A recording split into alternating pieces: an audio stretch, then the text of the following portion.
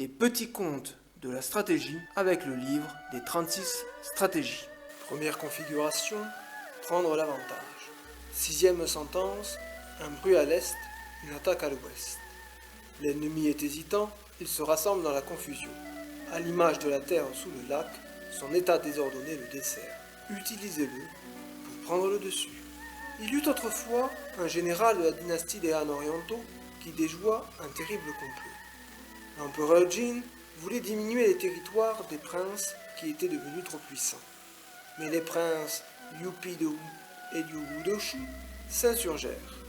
Ils s'allièrent à 5 autres princes pour fomenter un coup d'État appelé la rébellion des 7 États. Apeuré, l'empereur demanda l'aide du général Zhu Yafu qui l'envoya secourir son frère cadet. Le prince Liu Wu était en effet assiégé à Suiyang, dans la province de Yang, par les princes de Wu et de Shu. Le général cependant ne suivit pas l'ordre afin d'opter pour une stratégie différente, car il se savait plus faible que ses ennemis. Il envoya donc sa cavalerie au nord-est, non loin de Shanyu, pour couper les approvisionnements du Wu et du Shu, et ainsi écourter le siège. Le prince Liu Pi en fut très agacé et dut se résoudre à lever le camp pour se porter contre Zhu Yafu, qui, de son côté, se garda bien d'engager le combat. Au contraire, il fit lever de hauts remparts et creuser de profonds fossés autour de son campement pour contenir les assauts de Liu Pi. Les rebelles ne purent ainsi prendre le camp. Entre la désertion des soldats et la famine galopante, les forces de Wu et de Shu étaient sur le point de céder. Alarmés par la situation, le Wu et le Shu décidèrent de lancer un dernier assaut en concentrant toutes leurs forces.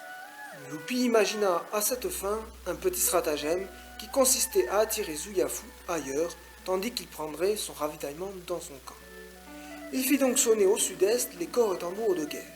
Mais Zhu Yafu, qui avait deviné ses intentions, n'envoya qu'un petit détachement pour endormir la méfiance de Liu Pi.